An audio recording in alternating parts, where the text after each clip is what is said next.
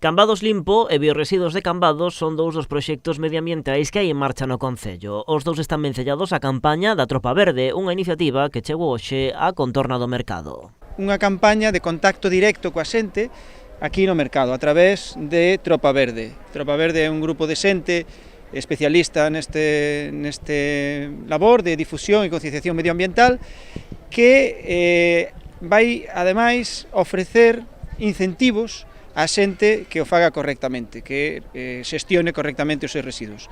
Son incentivos con premios, con estrelas, que serán canxeables por premios no comercio local.